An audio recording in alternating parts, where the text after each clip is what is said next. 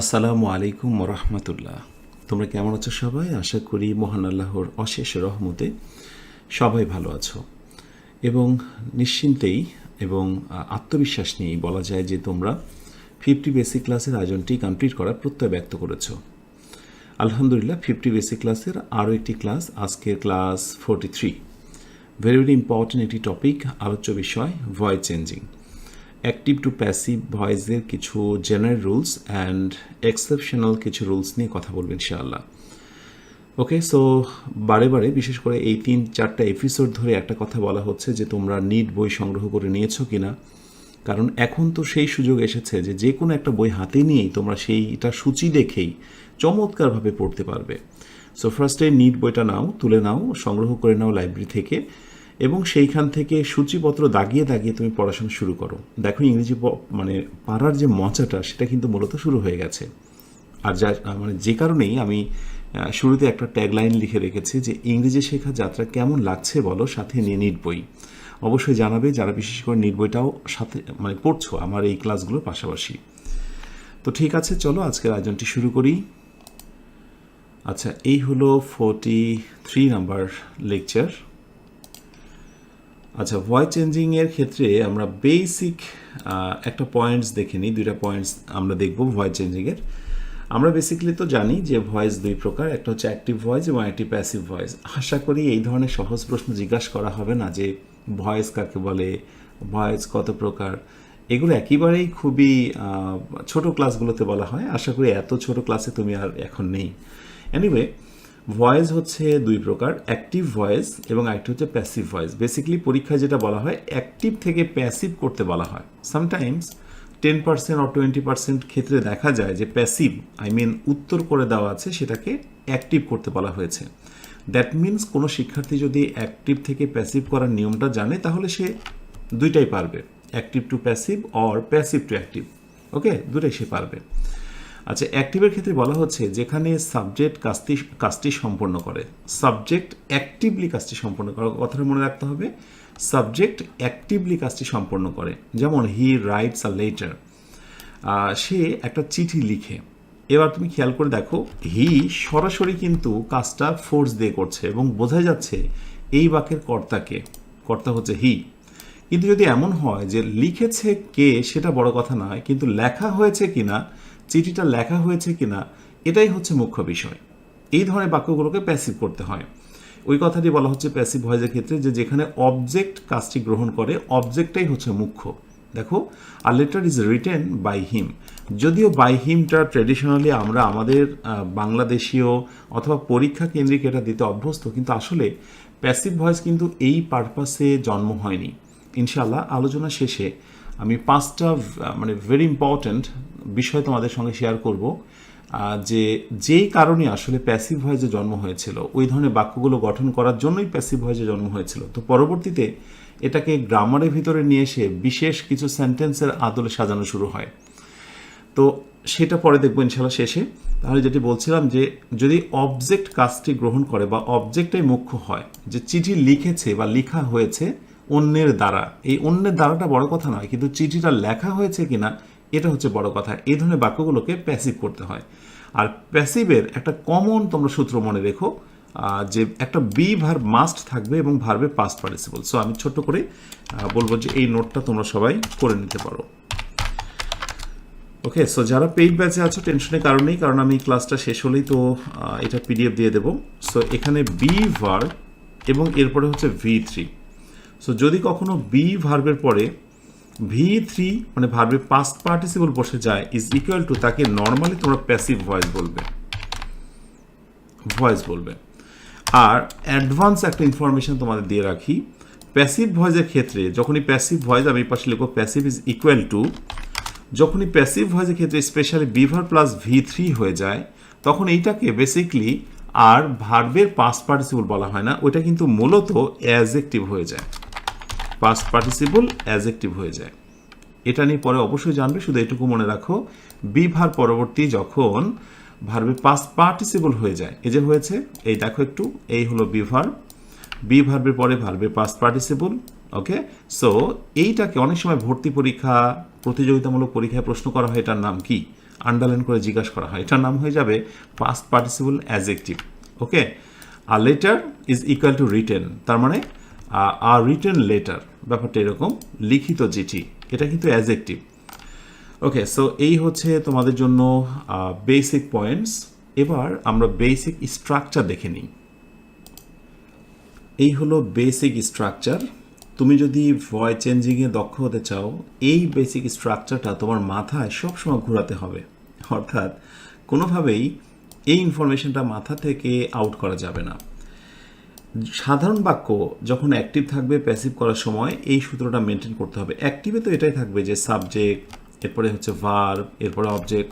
ওকে, তবে এখানে একটা বিষয় বলে রাখা দরকার, এখানে অনেক সময় এই কথাটা এভাবে বলা হয় যে সাবজেক্টের পরে যে ভার্বটা বসবে সেটা মূলত হচ্ছে ট্রানজিটিভ ভার্ব। ট্রানজিটিভ ভার্ব আমি ভার্ব লেসনে তোমাদের এটা শিখিয়েছিলাম যে অবশ্যই এখানে হবে একটা ট্রানজিটিভ ভার্ব। ট্রানজিটিভ ভার্ব মানে হচ্ছে সেই ভার্ব যার একটা অবজেক্ট থাকে। তাহলে প্রাথমিকভাবে এই স্ট্রাকচার থেকে বোঝা যায় যে ভার্বের অবজেক্ট নেই বা ট্রানজিটিভ ভার্ব ব্যতীত সাধারণত ভয়েস চেঞ্জ হবে না। আমি কিন্তু সাধারণত বললাম, কারণ ব্যতিক্রম তো রয়েছেই, সেটা আমি অবশ্যই তোমাদের দেখাবো। যেমন আমি ফার্স্টে যদি বলি যে কোন বাক্যটা ভয়েস চেঞ্জ হবে, যেমন আই রিড আ বুক, এবং আরেকটি বলা হলো দ্য বুক রিডস ওয়েল। তো আমি যদি বলি যে কোন বাক্যটির ভয়েস চেঞ্জ হবে, এটা একটু অন্যভাবে প্রশ্নটা করলাম, তাহলে বেশিরভাগ শিক্ষার্থী বলবে যে স্যার আপনি যেহেতু বলেছেন, বা আমরাও জানি যে ভার্বের একটা অবজেক্ট আছে, আই রিড, আমি পড়ি, কি পড়ি, বই পড়ি, কি দিয়ে প্রশ্ন করে যেটা পাওয়া যায় সেটা অবজেক্ট। সো যে ভার্বের অবজেক্ট আছে সেটা transitive verb. So transitive verb জনিত এটাকে আমরা অ্যাক্টিভ টু প্যাসিভ করতে পারবো, অ্যাক্টিভ টু প্যাসিভ করতে পারবো। এই তো কনসেপ্ট। তো দ্য বুক রিডস ওয়েল, বইটি পড়তে ভালো। ওয়েল কিন্তু বেসিক্যালি অ্যাডভার্ব, ওয়েল হচ্ছে অ্যাডভার্ব। তো অনেকে বলবে যে না এটা অ্যাক্টিভ টু প্যাসিভ হবে না, বাট এটাও অ্যাক্টিভ টু প্যাসিভ হবে, কারণ এগুলোকে বলা হয় কোয়াসি প্যাসিভ। কোয়াসি প্যাসিভ অর্থাৎ এই বাক্যগুলো দেখতে কিছুটা অ্যাক্টিভ, অর্থগত দিক থেকে প্যাসিভ। দেখো গঠনগত দিক থেকে এটা অ্যাক্টিভ, অর্থাৎ কিভাবে, একটু আগে যেটা বলে আসলাম যে এখানে কোনো বি ভার্ব নেই, এরপরে ভার্বে পাস্ট পার্টিসিপল নেই। যেহেতু বি ভার্ব নেই, ভার্বে পাস্ট পার্টিসিপল নেই, অতএব এটা হচ্ছে অ্যাক্টিভ ভয়েস। ওকে, কিন্তু আমি যদি কোনোভাবে অর্থ করি বইটা পড়তে ভালো, তার মানে বইটা যখন অন্যের দ্বারা পড়া হয় তখন এটা ভালো মনে হয় অথবা খারাপ মনে হয়। তার মানে অর্থগত দিক থেকে প্যাসিভ, কিন্তু গঠনগত দিক থেকে অ্যাক্টিভ। এই ধরনের বাক্যগুলোকে বলা হয় কোয়াসি প্যাসিভ। কোয়াসি মানে হচ্ছে আপাতত বা প্রায়। ঠিক আছে, তাহলে এই বাক্যগুলোকেও কিন্তু প্যাসিভ করা যায়। তোমরা এটা দেখেছো বা তোমরা জানবে পরবর্তীতে যে এই ধরনের বাক্যগুলো প্যাসিভ করা যায়। সো এটা প্যাসিভটা কি হয়, এটা প্যাসিভ এরকম বলা হয় দ্য বুক, আমি জানি এখনও তোমরা নিয়মটা জানো না, অনেকে ঘাবড়ে যাচ্ছ, একটু ওয়েট করো।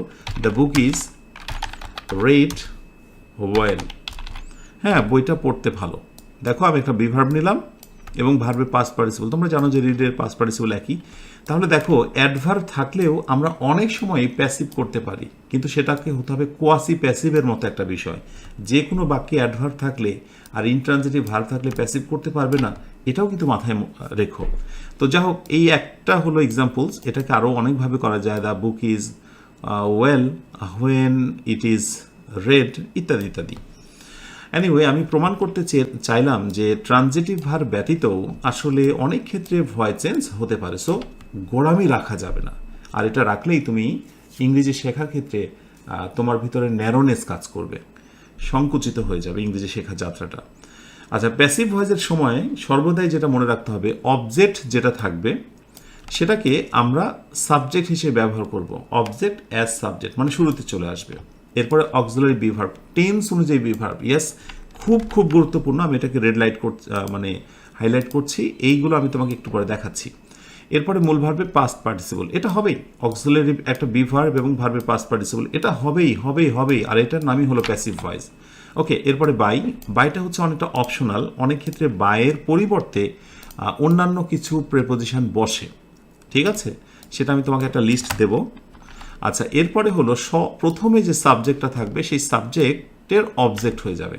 অর্থাৎ এখানে যদি আই থাকে তাহলে এখানে মি হয়ে যাবে, এখানে যদি হি থাকে তাহলে এখানে হিম হয়ে যাবে, রাইট? এই পরিবর্তনটা জানা খুব জরুরি।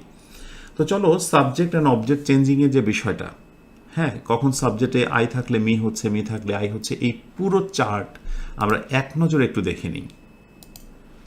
ওকে, সাবজেক্ট অ্যান্ড অবজেক্ট চেঞ্জিং একেবারে মুখস্থ করতে হবে। দেখো, এর আগে অনেকবার বলেছি, আমি আবার বলছি, ভবিষ্যতে বলতেই হয়তো বা থাকবো, সেটি হলো কিছু জিনিস একজন শিক্ষক তোমাকে শেখাবেন, টিচার মেন্টরসরা তোমাকে শেখাবেন, আর কিছু বিষয় থাকবে যে তোমাকে অ্যাজ এ লার্নার তোমাকে মুখস্থ করতে হবে। এটা মুখস্থ করতে হবে যে আই থাকলে মি হয়, মুখস্থ অংশ, আই থাকলে মি হয়। এভাবে একইভাবে ইউ থাকলে ইউ হয়, হি থাকলে হিম হয়, এগুলো মুখস্থ অংশ, এখানে আসলে কিছু করার নেই রে বাবা। আচ্ছা, তো দেখো কিভাবে আই থেকে মি হয়, মানে প্যাসিভ ভয়েসের ক্ষেত্রে। অ্যাক্টিভে ধরা যাক এই বাক্যটা যে আই লাইক ইউ, ওকে, এই হচ্ছে সাবজেক্ট, এই হচ্ছে ট্রান্সিটিভ ভার্ব, এই হচ্ছে অবজেক্ট। এবার পরিবর্তনের সময় প্রথম কাজ হচ্ছে বাক্যের শেষে বসা অবজেক্টটাকে আমি সাবজেক্টে নিয়ে আসবো। তো কি দেখলাম, ইউ এর সাবজেক্টও যে অবজেক্টও তাই, এটা তো দেখলাম। সো ইউ, এ এসে ইউ বসে গেল, এরপর ইউ আর, এ আর বসে গেল। আর এটা আমি তোমাদেরকে একটু পরে দেখাবো যে বি ভার্ব কোনগুলো কোন টেন্সে। শুধু মনে রাখা, একটা বি ভার্ব আসবেই প্রেজেন্ট টেন্সে, আমরা অ্যামিজার নিয়ে আসবো, এরপরে মূল ভার্বে পাস্ট পার্টিসিপল করব, এরপরে বাই, আর এই যে আই থেকে মি। সো আমার এখন মূল ফোকাসটা হচ্ছে অবজেক্ট থেকে সাবজেক্টের জায়গা দেখানো, আর সাবজেক্টটাকে অবজেক্টের জায়গা কীভাবে পরিবর্তন হচ্ছে সেটা দেখানো। ঠিক আছে, এবার ইউ ইউ দেখো, you miss the bus. So যে কোনো নাম থাকলে, শুধু বাস না, Ratul, Rana, school, college, bus, এগুলো থাকলে যা আছে তাই হয়, পরিবর্তন হয় না, কোনো নাউনের পরিবর্তন হয় না। ওকে, এরপর দেখো ইউ সাবজেক্টে যা, অবজেক্টে তা। একইভাবে হি থেকে হচ্ছে হিম। এই যে দেখো, আমরা যখন পরিবর্তন করব, মিটাকে আই করেছে, এটা নিয়ম জানতে হবে, আই থেকে মি। সো মি আছে, তোমাকে এখানে আই করতে হবে। আর পরিবর্তনের সময় অবজেক্টটা দেখো, হি থেকে হিম হয়েছে, সি থেকে হার হয়। এবার দেখো, শি কুকড ডিনার। সো আমরা বলেছি নাউনের পরিবর্তন হয় না, সাবজেক্ট করলাম, আর অবজেক্টের সময় সি থেকে হার হয়েছে। মনে রেখো, আমাদের এখন মূল ফোকাসটাই কিন্তু হচ্ছে শুধুমাত্র হচ্ছে সাবজেক্ট এবং অবজেক্টের ভ্যারিয়েশনটা দেখানো। ওকে, সো অন্যদিকে কনসেন্ট্রেশন দেবে না। এবং অবশ্যই ক্লাসটি শেষে যাদের কন্ট্রোলে নেই, বারবার পরে মুখস্থ করবে, উই থেকে আস, রাইট? যেমন উই হেল্প দেম থাকলে সেখানে কি হয়ে যাবে, দে হয়ে যাবে, আর উই থাকলে সবশেষে কি হবে, আস হবে। দে থেকে দেম। দেখো, দ্য হাউস নাম পরিবর্তন হবে না, প্যাসিভ ভয়েসে তাই বসলো, আর এই হলো দে থেকে দেম। আর এই ইট কট দ্য মাউস, এই যে অবজেক্টটাকে আমি সাবজেক্ট করে দিলাম, আর ইট এনিথিং, সামথিং, অথবা কোনো কিছুর নাম, এগুলোর কোনো পরিবর্তন হয় না। ব্যাস, আশা করি বুঝে নিয়েছো যে প্যাসিভ ভয়েসের ক্ষেত্রে, অ্যাক্টিভ টু প্যাসিভ ভয়েসের ক্ষেত্রে এই জিনিসগুলো জানা কতটা জরুরি, রাইট? সো এগুলো অবশ্যই কন্ট্রোলে থাকা প্রয়োজন। এখন ভয়েস চেঞ্জিংয়ের সবচেয়ে গুরুত্বপূর্ণ একটি লেসন, সেটি হচ্ছে tense based voice and be verbs. অর্থাৎ প্রতিটা টেন্সের জন্য বিশেষ কিছু বি ভার্ব আসবে, যেটা কন্ট্রোলে না থাকলে বারবারই তুমি এই ভয়েসটা বুঝে উঠতে পারবে না। তো চলো আমরা দেখে নিই টেন্স বেসড ভয়েস চেঞ্জিং এর ক্ষেত্রে কোন কোন বি ভার্বগুলো লাগবে, তার একটা লিস্ট দিয়ে দিই, সাথে কিছু এক্সাম্পলস। ওয়েল, এই হচ্ছে tense based voice and be verbs. তো আমরা এটা তো জানি, টেন্সের লেসন থেকে দেখেছি টেন্স 12 প্রকার, তার ভেতরে সবগুলোই ভয়েস চেঞ্জিংয়ে কাজে লাগে না। ভয়েস চেঞ্জিংয়ে বিশেষ করে এই হাতে গোনা 7-8টা টেন্স বেশি ব্যবহার হয়, সেগুলোকে আমি দেখানোর চেষ্টা করবো ইনশাআল্লাহ। তো প্রথম যে প্রকারটা এসে যায় সেটা হচ্ছে প্রেজেন্ট সিম্পল। তো প্রেজেন্ট সিম্পলের ক্ষেত্রে, মানে যেটাকে সিম্পল সেটাই তো ইনডিফিনিট, তাই না?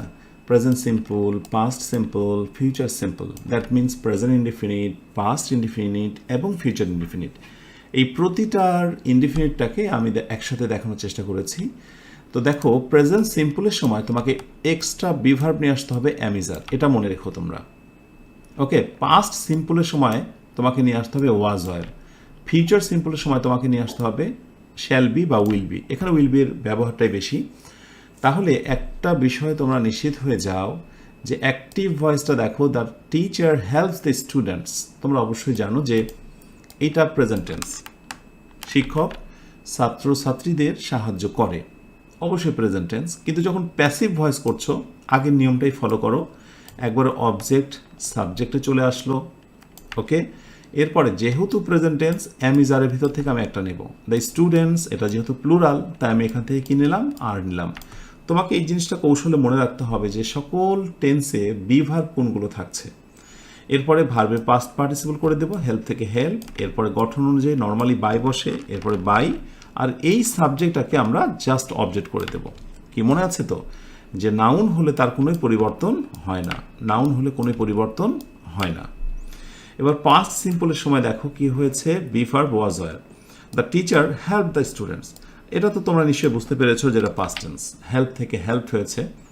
তো যখন এটাকে প্যাসিভ করা হবে, দি স্টুডেন্টস, ওই তো অবজেক্টটাকে সাবজেক্ট করে দিলাম, হেল্প আমি ওয়্যার নেব, এটা নিতে আমি বাধ্য, এটা আমাকে জানতে হবে তো, হ্যাঁ, এবং এটা মুখস্থ রেখে দেবে। আর যাদের মুখস্থ থাকে না তারা কি করবে, একটা ছোট্ট পেজে লিখে রিডিং টেবিলের সামনে একটু ঝুলিয়ে রাখবে, কেমন। The students are helped by the teacher, বাকি অংশ ঠিক আছে। এবার ফিউচার সিম্পলটা দেখো, বি ভার্ব উইল বি আসবে, the teacher will help the students. অবশ্যই জানো শ্যাল উইল থাকলে সেটা তো ফিউচার টেন্স হয়, কিন্তু যখন প্যাসিভ করছি দেখো, দ্য স্টুডেন্টস অবজেক্টটাকে সাবজেক্ট করলাম, উইলের পরে একটা বি লাগিয়ে দিলাম, বিকজ এটা নিব আমি নিতে বাধ্য, আমাকে বলা হয়েছে, এটা গ্রামারের নিয়ম। উইল বি আর প্যাসিভ মানে তো ভার্বের পাস্ট পার্টিসিপল, এরপরে বাই, আর এই হচ্ছে সাবজেক্টের অবজেক্ট। আমার একটা গল্প মনে হলো ছোট্ট, সেটি হলো একটা শিক্ষার্থীকে টেস্ট পেপার সলভের সময়, অনেক আগের কথা বলছি, যে সে ইংরেজি ভালো পারে না, কিন্তু যখনই তাকে কোনো প্রশ্ন দেওয়া হয় সেটা সে সলভ করতে পারে। কারণটা কি? তো তখন যখন তাকে জিজ্ঞাসা করা হলো, সে বলল, বা যেটা বোঝা গেল, যে সে টেস্ট পেপার এত পরিমাণে সলভ করেছিল যে সে নিজের অজান্তেই যে কোনো কিছুই কিন্তু ওইটার সঙ্গে রিলেট করে আনসারটা করে ফেলতে পারে। যেমন তোমরা কোথাও যদি দেখো যে উইলের পরে বি আছে, আর এরপরে ভার্বের প্রেজেন্ট ফর্ম আছে এবং পাস্ট পার্টিসিপল, তুমি কিন্তু পাস্ট পার্টিসিপলটাই নেবে, হয়তো তুমি জানো না যে কেন হলো। আর প্রথমত না জেনে অনেক কিছু মুখস্থ করা ভালো, একেবারে জিনিসটা খারাপ হিসেবে আমি দেখি না। অনেকে বলে যে না বুঝে মুখস্থ করাটা বোকামি, নো। কিছু জিনিস যখন তুমি মুখস্থ করে ফেলবে, পরবর্তীতে সেই জিনিসটার ভেতরে অন্তর্নিহিত জিনিসটা তুমি যে কোনো সময় রিয়ালাইজ করতে তুমি সুবিধা হবে।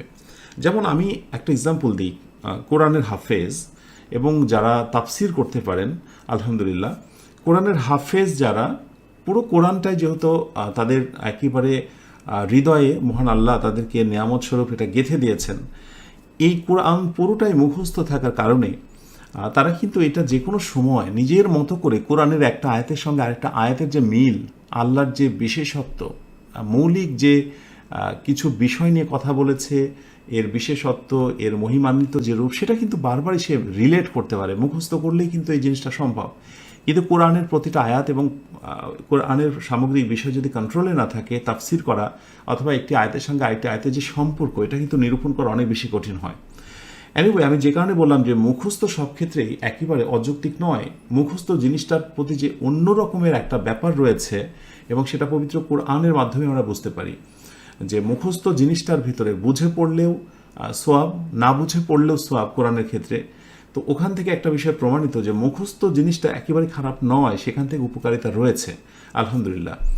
তো যেটি বলছিলাম যে the students will be help by the teacher, এই জিনিসগুলো তোমাকে মুখস্থ করে নিতে হবে, পরে এমনি তোমার কাছে কন্ট্রোলে চলে আসবে। সো এই হচ্ছে সকল ইনডিফিনিট টেন্সের বি ভার্ব, ওকে।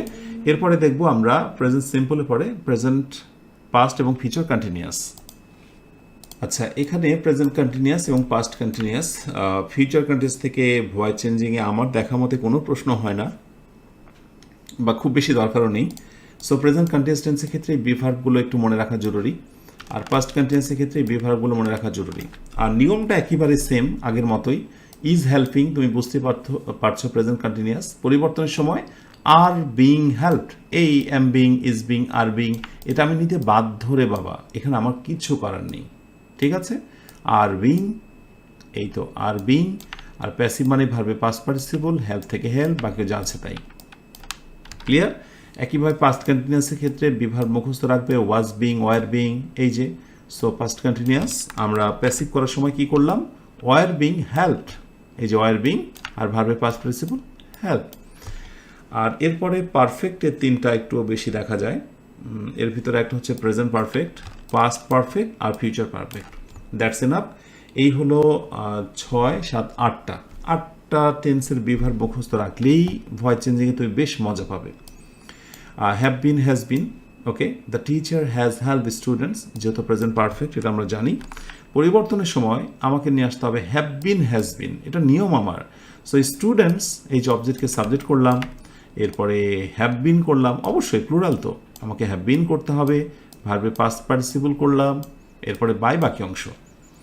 পাস্ট পারফেক্টের ক্ষেত্রে আমাকে মনে রাখতে হবে হ্যাড বিন, এটার ব্যবহারও বেশ কম পরিমাণে দেখা যায় পাস্ট পারফেক্ট, কারণ বেসিকলি পাস্ট পারফেক্টের ক্ষেত্রে যেহেতু দুটো অ্যাকশন থাকে, বিফোর এবং আফটার দিয়ে সেগুলোকে জয়েন করা হয়, তো এটার পরিমাণ খুব কম আসে। বাট জেনে রাখো যে প্যাসিভ ভয়েসের ক্ষেত্রে হ্যাড বিন লাগাতে হয়। The students had been help, had help past perfect.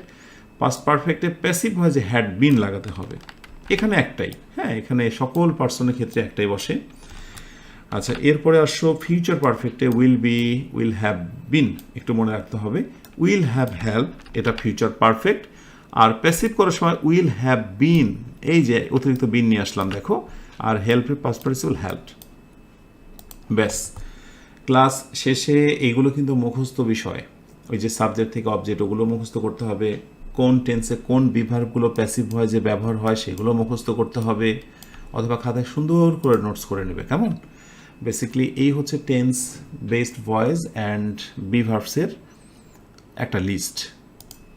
এখন ভয়েস চেঞ্জিংয়ের আমরা মূল আলোচনায় প্রবেশ করার পূর্বে গুরুত্বপূর্ণ মৌলিক 2টা রুলস আমরা একটু জেনে নেব, যে 2টা রুলস জানলে ভয়েস চেঞ্জিংয়ের বিষয়টা তোমার কাছে সহজ হবে এবং এর রহস্যটাও তুমি উদ্ঘাটন করতে পারবে।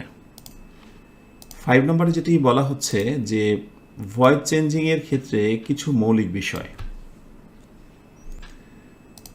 ভয়েস চেঞ্জিংয়ে অবজেক্ট থাকা জরুরি, অর্থাৎ ট্রানজিটিভ ভার্ব দিয়ে গঠিত বাক্যই কেবল প্যাসিভ ভয়েস হয়। যে কথাটি বললাম যে অবজেক্ট থাকা জরুরি, কিন্তু অবজেক্ট না থাকলেও প্যাসিভ ভয়েস হতে পারে। তার নমুনা তোমরা অলরেডি পেয়েছো।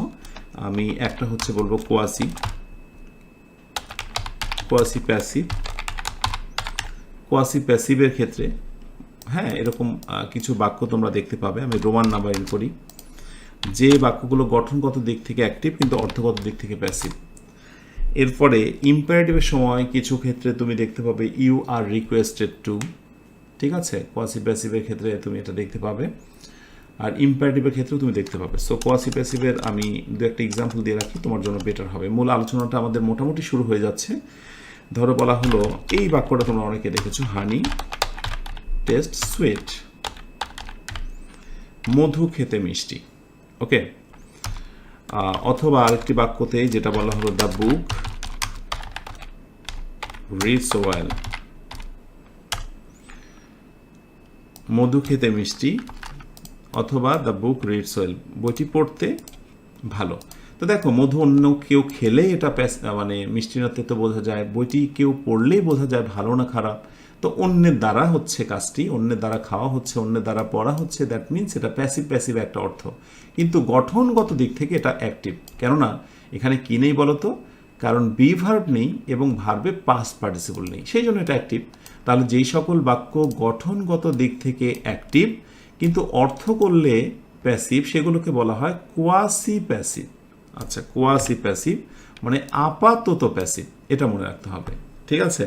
আর তার মানে হচ্ছে হাফ অ্যাক্টিভ হাফ প্যাসিভ, বিষয়টা এরকম, হাফ অ্যাক্টিভ অ্যাক্টিভ অ্যান্ড আমি লিখে দেব হাফ প্যাসিভ, ঠিক আছে? এই হচ্ছে একটি গুরুত্বপূর্ণ বিষয়।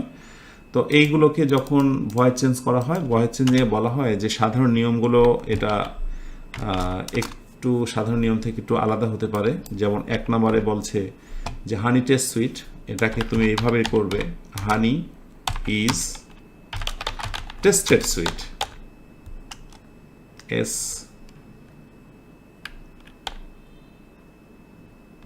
Sweet, okay. তুমি এইভাবে করতে পারবে, অথবা তুমি চাইলে আরেকভাবে করতে পারো। এখানে একটু বাক্যটাকে বড় লম্বা করে, সেটা হচ্ছে হানি, ওকে, মধু ইজ সুইট, তুমি অ্যাডজেক্টিভকে দিয়ে দাও, ওকে, হানি ইজ সুইট। এবার লাগাও হোয়েন ইট, একটু ইট লাগাও। ইট মানে হচ্ছে এই honey. When it is tasted, দুইভাবে প্রচলিত। So honey is tasted sweet অথবা honey is sweet when it is tasted, ঠিক আছে। আর দ্য বুক রিডস ওয়েল, আমরা যদি এটার কথা বলি, আমরা এটাকে এবার ওখান থেকে নামিয়ে নিয়ে আসতে পারি, তাহলে পরে বুঝতে সুবিধা হবে। তাহলে দ্য বুক রিডস ওয়েল, আমার সঙ্গে সঙ্গে বলো একটু the book is red well. তুমি এভাবে করতে পারো, এটা 1 নাম্বার দিয়ে করতে পারো। আচ্ছা, এটা আমি স্ল্যাশ দিয়ে আমি এটা দিয়ে রাখলাম, আমার জায়গার দরকার, জায়গার সংকট। আচ্ছা, এরপরে তুমি স্ল্যাশ দিয়ে আরেকভাবে করতে পারো, দ্য বুক ইজ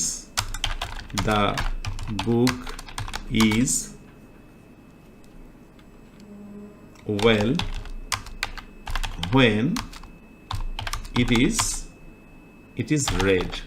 এইভাবে করতে পারো, when it is red. But এখানে একটা প্রশ্ন আমি যদি তোমাদেরকে করি, দেখি তোমরা কতজন আনসারটা দিতে পারছো। খুব বুঝে শুনে রাইট আনসারটা দেবে।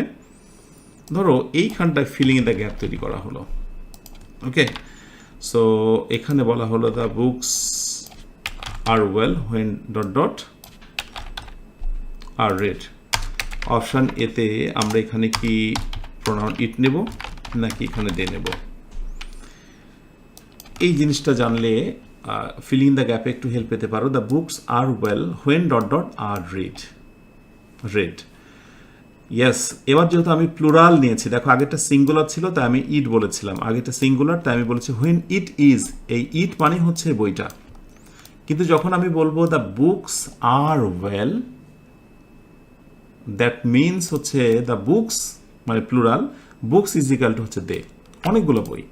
অনেকের ভিতরে একটা ভুল কনসেপশন রয়েছে যে দে মনে হয় শুধু মানুষের জন্য বসে, আরে না, প্লুরাল জিনিসগুলোর ক্ষেত্রেই বেসিক্যালি দে বসে।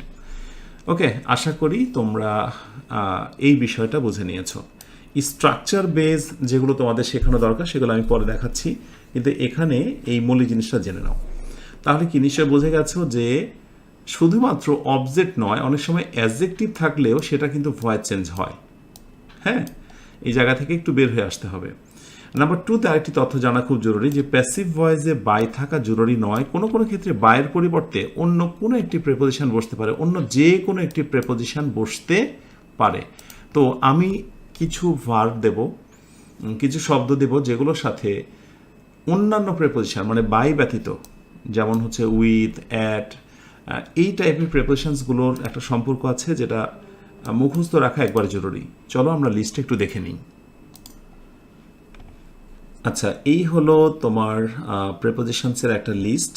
Use of other prepositions instead of by, অর্থাৎ বাইয়ের পরিবর্তে অন্যান্য প্রেপোজিশন যেগুলো বেশি ব্যবহৃত হয়, যেমন এই শব্দগুলো ভার্ব এর সঙ্গে অ্যাট, যেমন অ্যামেজড, অ্যাট, সারপ্রাইজড, অ্যাট মুখস্থ রেখে দেবে, কেমন? এগুলো পরে কিন্তু কোনোভাবে বাই বসবে না, প্যাসিভ ভয়েসের বেলাও অ্যাট হবে। আবার এগুলোর পরে সর্বদাই কি হবে? উইথ হবে। হ্যাঁ, cover with, decorate with, fill with, equip with, Bangla দেওয়া আছে। আর এরপরে হচ্ছে verb plus in, interested in, involve in ইত্যাদি। আমি একটা এক্সাম্পল দিই তোমাদেরকে, হ্যাঁ, তোমাদের বুঝতে সুবিধা হবে। ধরো একটি টেস্ট দেওয়া হচ্ছে, টেস্টটা এরকম যে the house is field dot dot smoke. এখন তোমরা তো নর্মালি জানো যে প্যাসিভ ভয়েসে সাধারণত কি বসে, প্যাসিভ ভয়েসে সাধারণত কি বসে? বাই বসে। তো ধরো আমি এই বাক্যটা তোমাদেরকে দিলাম, অপশান হিসেবে আমি এই 3টা দিলাম। The house is fill dot dot smoke, যে ঘরটা ধোঁয়ায় পরিপূর্ণ। এখন তোমাকে মাথায় রাখতে হবে যে আচ্ছা ফিলের সাথে কি বসে? পাস্ট পার্টিসিপল ফিল থেকে ফিল্ডের সঙ্গে উইথ বসে। Okay, so the right answer is with. কিন্তু যদি এটা না জানো, তোমার মনে হবে প্যাসিভ ভয়েস, তো প্যাসিভ ভয়েস মানেই বাই। আরে বাবা, যে কথাটি বললাম যে প্যাসিভ ভয়েসে বাই শর্ত নয়, বাইয়ের পরিবর্তেও অন্যান্য প্রেপোজিশন বসতে পারে। সো এটি তোমাদের মুখস্থ অংশের কাজ। তো এই হলো বেসিক্যালি 2 নম্বরের পয়েন্টসের বিষয়, যে বাই ছাড়া অন্যান্য প্রিপারেশনসগুলো বসে। এবার আমরা দেখব যে সাম different patterns of voice changing, অর্থাৎ ভয়েস চেঞ্জিংয়ের ক্ষেত্রে যে বিভিন্ন ধরনের ভয়েস আছে সেইগুলোকে এক এক করে দেখব এবং চেষ্টা করবো ইনশাআল্লাহ সকল ধরনের ভয়েসগুলোকে এই আলোচনার মধ্য দিয়ে তুলে ধরার জন্য। ওকে, সো ফার্স্টে আসবো আমরা single object versus double object. অর্থাৎ কোনো কোনো বাক্যে আমরা দেখব যে একটা অবজেক্ট আছে এবং কোনো কোনো বাক্যে double object, direct and indirect দুটো করে অবজেক্ট। আচ্ছা, সিঙ্গেল অবজেক্টের ক্ষেত্রে আসি আমরা। দ্য ম্যানেজার, খেয়াল করে দেখো, দ্য ম্যানেজার এই হলো সাবজেক্ট, অ্যাপ্রুভড গ্রহণ করেছিল দ্য প্রপোজাল প্রস্তাব। সো এখানে আমরা দেখতে পাচ্ছি সাবজেক্ট, বুঝিয়ে দিই।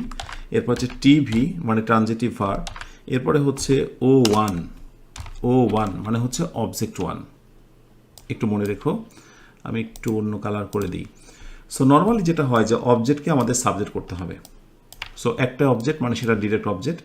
সো প্রপোজাল, পাস্ট টেন্সের জন্য বি ভার্ব ওয়াজ, মনে আছে তো? পাস্ট টেন্সে ওয়াজ, এই যে একটু আগে বলেছিলাম মুখস্থ করতে হবে টেন্স অনুযায়ী বি ভার্ব ওয়াজ।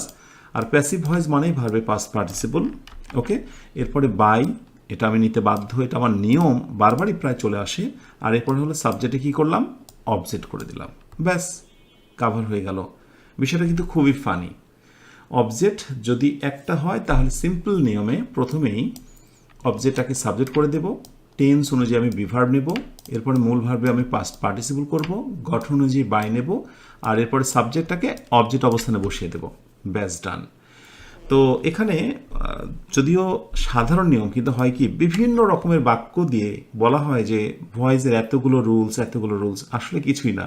যেমন কোনো কোনো সময় তোমরা এরকম বাক্য দেখবে যে FIGHTS, he fights a good fight. হ্যাঁ, এটাকে ভয়েস চেঞ্জ করতে বলে, অথবা বলে যে যেমন বলে যে he killed herself, ACLF herself. এই টাইপের বাক্যগুলোকে প্যাসিভ ভয়েস করতে দেয় এবং সেগুলো নিয়ে একটা বিভ্রান্তি তৈরি হয়। তোমাদের বলি হি ফাইটস আ গুড ফাইট। দেখো, ভার্বের সাথে যদি অবজেক্টের ভিতরেও কোনো শব্দের তুমি একটা সম্পর্ক খুঁজে পাও, ট্রানজিটিভ ভার্বের সাথেই এই অবজেক্টের একটা সম্পর্ক আছে। কিভাবে দেখো তো? সেটা হচ্ছে he fights a good fight, he sleeps a good sleep, এরকম আছে না? হি রানস আ রেস, সে দৌড় প্রতিযোগিতায় দৌড়ায়। তো যেটি হলো মূল কথা যে যখন ভার্বের সাথে অবজেক্টের একটা সম্পর্ক থাকে সেইগুলোর একটা ভয়েস চেঞ্জ আছে, যেগুলোকে বলা হয় কগনেট অবজেক্টের ভয়েস চেঞ্জ, কগনেট অবজেক্ট। তো সমস্যা কি?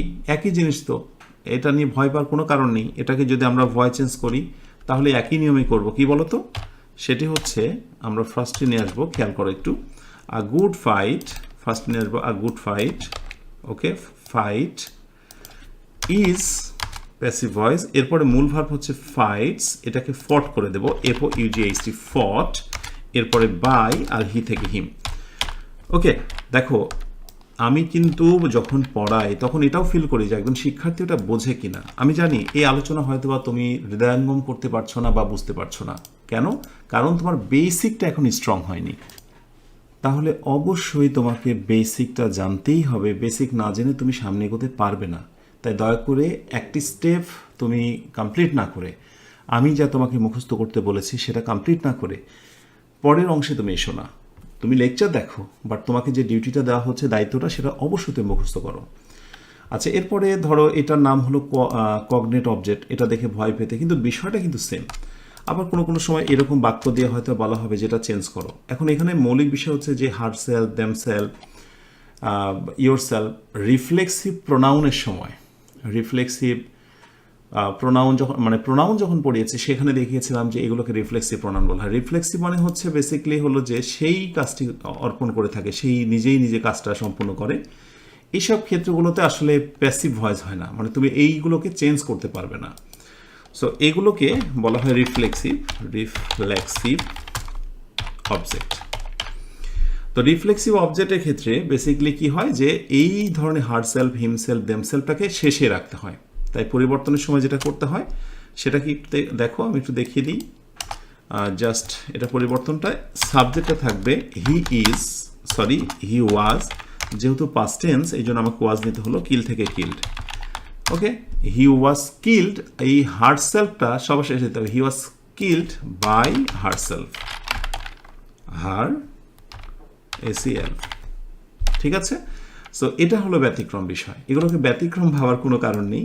তুমি যখন ইংরেজি একটু ডিপলি, একটু গভীর থেকে শেখার চেষ্টা করবে, দেখবে বিষয়গুলো খুবই ফানি, খুবই মজার, খুবই ইন্টারেস্টিং। ওকে, অথচ দেখবে যে গ্রামার বইয়ে এইগুলোকে বিভিন্ন রুলের অন্তর্ভুক্ত করা হয়েছে ভয়েসের, আর দেখেই তোমরা ভয় পেয়ে যাও। এনিওয়ে, কগনিট অবজেক্ট, রিফ্লেক্সিভ অবজেক্ট, এগুলো নিয়ে একটু কথা বললাম। এবার আমাদের মূল যে কথাটা ছিল যে সিঙ্গেল অবজেক্ট হলে তো একেবারে সাদামাটা বিষয়, অবজেক্টকে আমরা সাবজেক্ট করছি, একেবারে স্বাভাবিক, সাবজেক্টটাকে অবজেক্ট করে দিলাম।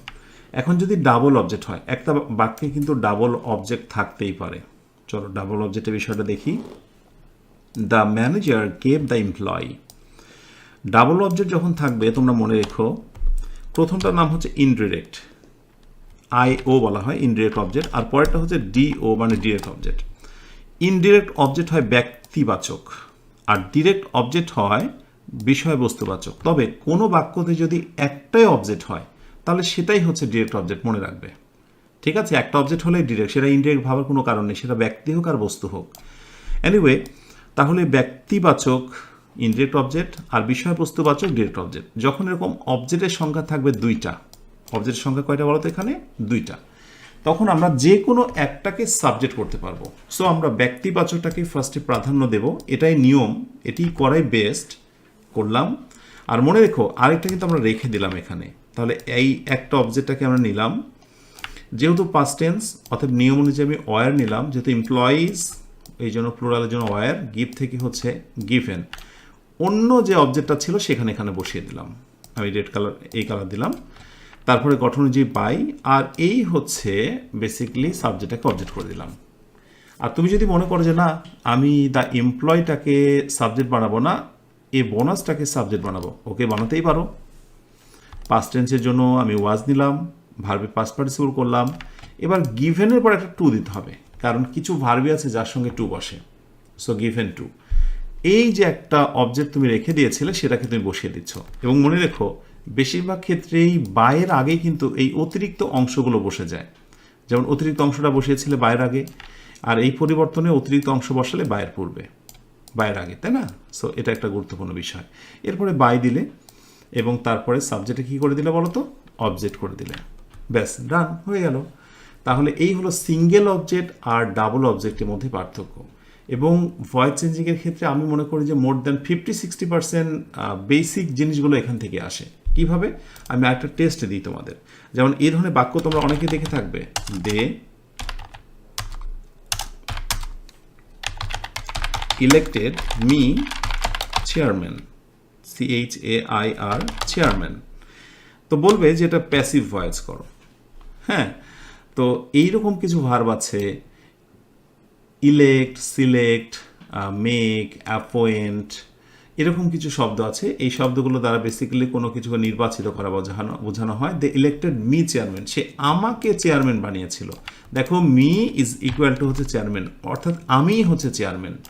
তাহলে এখানে ভুল করে কিন্তু এই রুলের মধ্যে ফেলো না ডাবলের, যে এটাও একটা অবজেক্ট এটাও একটা অবজেক্ট, না রে বাবা, এই ধরনের অবজেক্ট আর এই অবজেক্টের মধ্যে অনেক পার্থক্য। কিভাবে দেখো, মি সমান সমান হচ্ছে চেয়ারম্যান, অর্থাৎ যিনি আমি তিনি তো চেয়ারম্যান হলেন, কিন্তু কখনোই যেই এমপ্লয় সেই কি বোনাস বলো তো?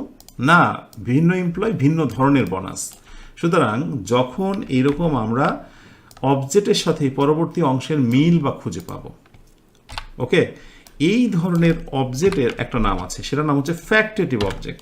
ফ্যাক্টেটিভ অবজেক্ট ভয়েস চেঞ্জিংয়ের ক্ষেত্রে এটাকেও একটা নিয়মের অন্তর্ভুক্ত করা হয়, স্টুডেন্টের মাথা আওলা বাওলা করে দেওয়া হয়, কিন্তু কোনোই কারণ নেই এগুলোকে আওলা বাওলা করার। বিষয়টা হলো যে মি সমান সমান চেয়ারম্যান, এখানে কিন্তু তুমি চেয়ারম্যানকে নিয়ে আসতে পারবে না বা মিকে নিয়ে আসতে পারবে দুইটা, এরকম না, আগেরটার মতো না যে এমপ্লয়িজকেও তুমি সাবজেক্ট করতে পেরেছো আবার বোনাসকেও তুমি সাবজেক্ট করতে পেরেছো, কিন্তু এখানে মিকেও সাবজেক্ট করতে পারবে চেয়ারম্যানকেও সাবজেক্ট করতে পারবে, ব্যাপারটি এরকম নয়, কারণ মি যে ব্যক্তি তিনিই হচ্ছেন চেয়ারম্যান। সো চেয়ারম্যানটাকে সবসময় শেষের দিকে রাখতে হবে, মূলটা হচ্ছে subject I.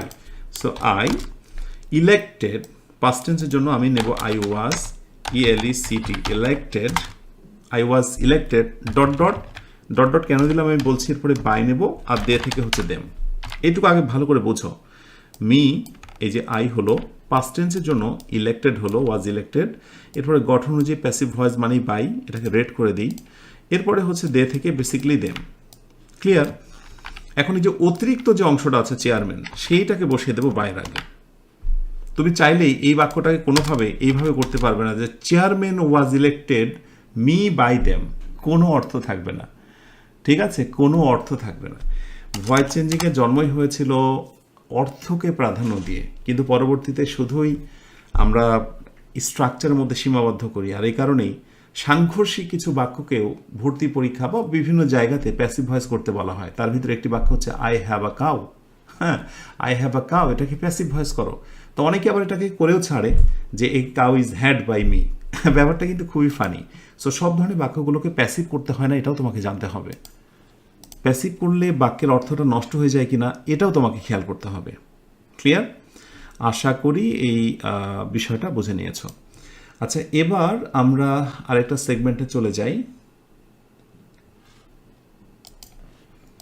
Voice of model verbs, অর্থাৎ মডেল ভার্ব ব্যবহারে ভয়েস চেঞ্জিং। ব্যাপারটা খুবই ফানি। সো আমরা যখনই মডেল ভার্বের কথা বলি, মোটামুটি আমাদের স্মৃতিতে ভেসে ওঠে সেই ভার্বগুলো, যে can, could, may, might, shall, should, তাই না? Can, could, may, shall, should, would, WOULD, would.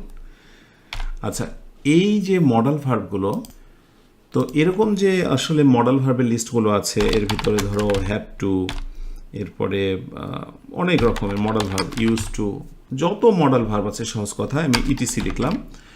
এই মডেল ভার্বগুলোর পর তোমরা জাস্ট একটা কাজ করবে, এগুলোর পর একটা বি ভার্ব লাগাবে, মানে বি, অন্য কিছু না, শুধু বি।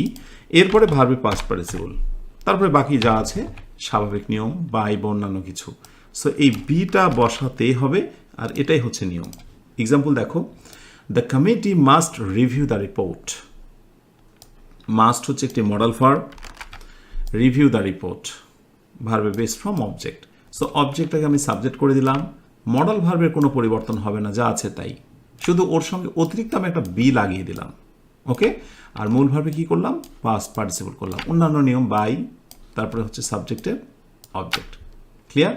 আশা করি এইগুলো খুব বেশি তোমার কাছে আর কঠিন হবে না। কঠিন হবে? সো আমি একটা টেস্ট একটু ট্রাই করি, যেমন he has to manage them. He has to manage them, তাদেরকে ম্যানেজ করতে হবে। সো যদি বলা হয় যে অ্যাক্টিভ টু প্যাসিভ করো, তাহলে কি করবে? এই যে অবজেক্টটাকে তুমি সাবজেক্ট করে দাও দে। এখন এখানে দে এর পরে আমি হ্যাভ টু বসাবো নাকি হ্যাজ টু বসাবো, এটা একটা প্রশ্ন। তারপর আমি বি নেব, ম্যানেজড, এরপরে বাই, হি থেকে হচ্ছে হিম। এই জায়গাটা নিয়ে অনেকের কনফিউশন ক্রিয়েট হতে পারে। তো জেনে রাখো, যেগুলোর আসলে তোমার এই বিশেষ করে am to, is to, are to, বা am going to, is going to, are going to, বা have to, has to, had to, এগুলো কিন্তু পার্সন অনুযায়ী আবার পরিবর্তন হয়, অন্যান্যগুলো হয় না। ক্যান, কুড, মে, মাইট, এগুলোর কোনো পরিবর্তন হয় না, যা আছে তাই। কিন্তু যখন হ্যাজ টু, যেমন হি এর পরে হ্যাজ বসে, কিন্তু দে এর পরে তার হ্যাজ বসবে না। So they have to. Clear? They have to be managed by him. Okay, ব্যাস এই হচ্ছে আমাদের মডেল ভার্ব নিয়ে কথা। এর বেশি কিছু না, বেসিক জিনিস হচ্ছে এটা। সো তোমাকে মডেল ভার্বটা চিন্তা হবে, এটি হচ্ছে গুরুত্বপূর্ণ বিষয়। আচ্ছা, মডেল ভার্বের পরে আমরা এবার দেখব ইম্পারেটিভ সেন্টেন্স এর ভয়েস চেঞ্জিং, যেখান থেকে প্রচুর প্রশ্ন আসে। তো ভয়েস অফ ইম্পারেটিভ সেন্টেন্সের ক্ষেত্রে আমি তোমাদেরকে এক নজরে দেখাবো যে সাধারণত 4 ধরনের বাক্যের আমরা ভয়েস চেঞ্জ দেখি। সেটি হচ্ছে স্টার্ট উইথ ভার্ব, আমি সাথে লিখব ভার্ব দিয়ে ডট ডট, মানে হচ্ছে ভার্ব দ্বারা শুরু। আমি একটু রেড করে দিই। সেটা দেখব ডু নট, কোনো কোনো ক্ষেত্রে ডু নট দ্বারা শুরু, বা যেটা ডন্টও বলা হয় অনেক সময়, don't plus V1 dot dot, অর্থাৎ ডন্ট বা ডু নটের পরে ভার্বের বেস ফর্ম দ্বারা শুরু, এ একটা। আরেকটি হচ্ছে যে কোনো কোনো বাক্যের শুরুতে নেভার থাকে, সো নেভার দ্বারা শুরু, নেভার প্লাস, যেমন নেভার টেল আ লাই, এই টাইপের বাক্য। So dot dot. আরেকটি বাক্য প্লিজ বা কাইন্ডলি থাকে, আমি শুধু প্লিজ দিয়েছি, সো প্লিজ অথবা কাইন্ডলি, KINDLY, কাইন্ডলি। ঠিক আছে, এরপরে ভার্বের বেস ফর্ম দিয়ে বাকি অংশ। বেসিকলি এই ধরনের এই 4 ক্যাটাগরিরই ইম্পারেটিভ বাক্যগুলো দেখা যায়, যে আদেশমূলক যে বাক্যগুলো বেসিকলি এই হচ্ছে কয়েকটা ফর্ম।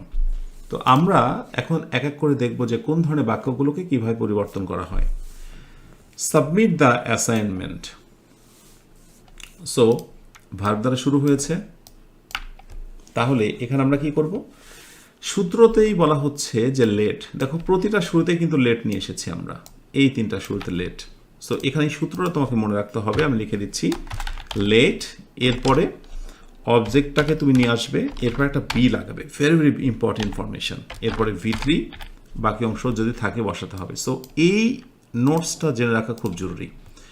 ইম্পারেটিভে বেসিকলি লেট বসলো, এই যে অবজেক্টটাকে আমি টেনে নিয়ে আসলাম, ওকে, এরপর একটা বি বসালাম, এবং যে ভার্বটা ছিল সেই ভার্বের আমি পাস্ট পার্টিসিপল করে দিলাম এটা নিয়ম অনুযায়ী। সো এই নিয়মটা আমি হুবহু মেনটেন করেছি। ক্লিয়ার? আচ্ছা, এরপরে আসো ডু নট যখন থাকবে, ডু নট থাকবে, এখানেও আমি লেট নেব, এখানেও আমি কি নেব, লেট নেব। এরপরে আমি অবজেক্ট নেব, এরপরে নটটাকে আমি অক্ষত রাখবো, তারপর একটা বি নেব এবং হচ্ছে V3 করব। আচ্ছা, এই সেন্টেন্সগুলো বাংলা অর্থ আমি বলছি না, বাংলাগুলো একটু দেখে নিও, এখানে খুব বেশি ভাইটাল নয়। তাহলে যেটি বলছিলাম, ডু নট ওয়েস্ট টাইম, সময় অপচয় করো না। তাহলে আমরা ফার্স্টে লেট নিলাম সূত্র অনুযায়ী, এরপরে অবজেক্টটাকে টেনে নিয়ে আসলাম, এরপরে আমরা নট বসাবো, এটা নিয়ম, যেহেতু ডু নট, এই নটটাকে নিয়ে আসলাম, এরপরে বি নেব এবং ভার্বে পাস্ট পার্টিসিপল করে দেবো, let time not be wasted, সময়কে নষ্ট না করা হোক, না করা হোক। ওকে, আর যদি নেভার দিয়ে হয় তাহলে কি হবে, নেভার ডিস্টার্ব দ্য ক্লাস, ক্লাসে বিরক্ত করো না। সো নেভার থাকলে বেসিকলি কি হবে, ফার্স্টে আমরা লেট নেব, তারপরে আমরা অবজেক্ট নেব, তারপরে নেভার নেব, তারপরে বি নেব, এরপরে V3, এরপর বাকি অংশ কিছু লাগলে আমরা বসিয়ে দেব। ওকে, সো নেভার, ওকে, এই হচ্ছে আমরা সরি কি বলে লেট নিলাম ফার্স্টে, এরপরে অবজেক্টটাকে নিয়ে আসলাম, তারপরে আমরা নেভারটাকে নিয়ে আসলাম, এরপরে আমরা বিটাকে নিয়ে আসলাম, তারপর ডিস্টার্ব থেকে জাস্ট ডিস্টার্বড করে দিলাম, ডান হয়ে গেল। তো এই বাক্যটাকে আরেকভাবেও প্যাসিভ ভয়েস করা যেতে পারে, সেটি হচ্ছে নেভারের অ্যাফার্মেটিভ ফর্ম বা হাবোধক ফর্মটি ব্যবহার করে, সেটা আমি একটু দিয়ে রাখি, তাহলে বরং কাজে দেবে, রাইট? সো আমরা ফার্স্টে দেব, ওকে এখানে দিই, ওকে এখান থেকে নিই। সো ফার্স্টে আমরা নেব লেট নট, ওকে, দেখো এখানে নেভার নিয়েছিলাম, কিন্তু এইবার যখন আমি লেট নট দিচ্ছি তখন দেখো অবজেক্টটাকে তো নিয়ে আসবোই, ওটা সমস্যা নেই, লেট নট দ্য ক্লাস, ওকে, এরপরে আমি একটা এভার লাগিয়ে দেব, এরপরে বি, এরপরে হচ্ছে V3 ডিস্টার্বড, যা আছে তাই।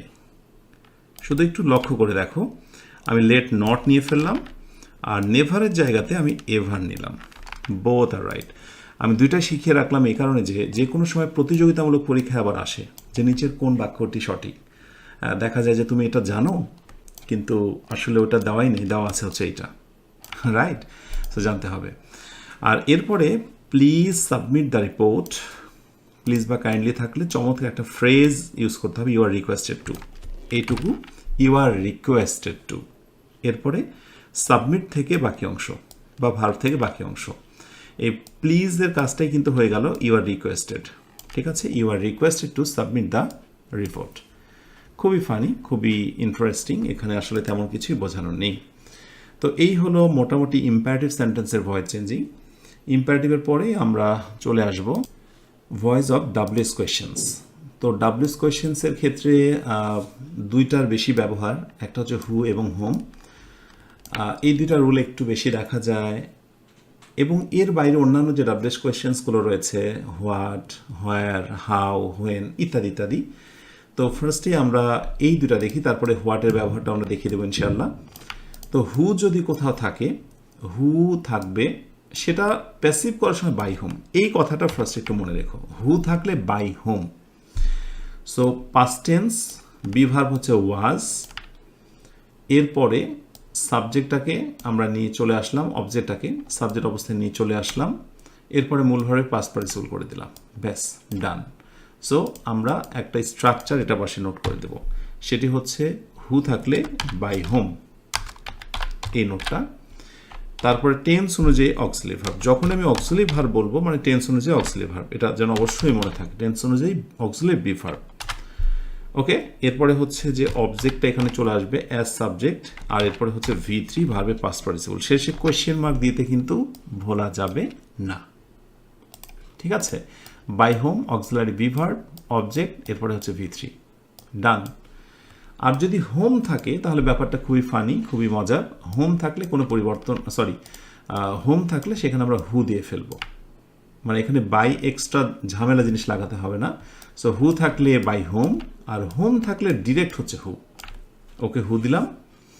তারপরে আমরা টেন্স অনুযায়ী যেহেতু পাস্ট টেন্স, এই জন্য ওয়াজ নেব, মূল ভার্বে পাস্ট পার্টিসিপল করব, বাক্যের বাকি অংশ থাকলে বসাবো, এরপরে বাই, তারপরে সাবজেক্ট কি হবে, অবজেক্ট হয়ে যাবে।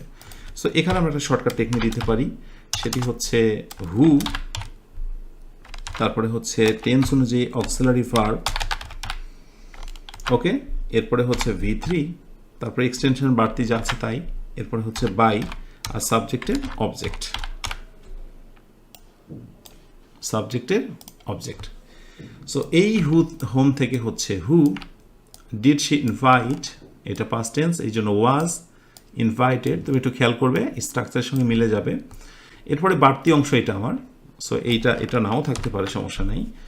তারপরে বাই নিয়ম অনুযায়ী, এরপরে হচ্ছে অবজেক্ট, এই হচ্ছে শি থেকে হচ্ছে হার। লক্ষ্য করে দেখেছ, প্রথমে আমি যেগুলো মুখস্থ করতে বলেছিলাম, আই থেকে মি, হি থেকে হিম, দে থেকে দেম, ওইগুলোই কিন্তু বারবার ব্যবহার হচ্ছে। তারপর টেন্স অনুযায়ী বিভার্বের কথা বলেছিলাম, ওগুলোই কিন্তু বারবার ব্যবহার হচ্ছে। প্রতিটা প্যাসিভ ভয়েসে কিন্তু ভার্বের পাস্ট পার্টিসিপল হচ্ছে, তাই নয় কি? সো এই হলো ব্যাপার, ঘুরে ফিরে কিন্তু এগুলোই আসে। তো এই দুইটার একটু ব্যবহার হু এবং হোম, আর এর সঙ্গে আমি হোয়াটের একটা এক্সক্লুসিভ ব্যবহার আছে সেটা দেখাই। আসলে হোয়াট দিয়ে দুই ধরনের সেন্টেন্স গঠিত হয়। হোয়াট অ্যাজ অবজেক্ট, হোয়াট হয় একটা বাক্যতে অবজেক্ট, আর আরেকটা বাক্যতে স্বয়ং সরাসরি সাবজেক্ট। তো সাধারণত আমরা হোয়াট অ্যাজ অবজেক্ট এই ধরনের বাক্য দিয়ে মানে বেশি দেখে অভ্যস্ত, যেগুলোতে বেসিক্যালি হোয়াট থাকে এবং এরপরে টেন্স অনুযায়ী একটা অক্সিলারি ভার্ব থাকে। হ্যাঁ, এই ধরনের বাক্যগুলো আমরা দেখে অভ্যস্ত। আমি একটু মার্কিং করি। তো যদি কখনো আমরা এই ধরনের বাক্য দেখি, আমরা auxiliary verb do, does, did যে কোনো একটা থাকতে পারে, তাহলে আমরা এক বিশেষ নিয়মে করব, সেটা হচ্ছে হোয়াটই থাকবে, যার পরিবর্তন হবে না। এরপরে টেন্স অনুযায়ী অক্সিলারি ভার্ব নিয়ে আসবো, অক্সিলারি বি ভার্ব নিয়ে আসবো, এরপরে ভার্বের পাস্ট পার্টিসিপল করব, এরপরে বাই নেব, এরপরে সাবজেক্টের আমরা জাস্ট অবজেক্ট করে দেব। ঠিক আছে, ওকে, একটু এটাকে আলাদা কালার দিই, সবুজ দিয়ে দিই। তো দেখো, what did she, what did he সে,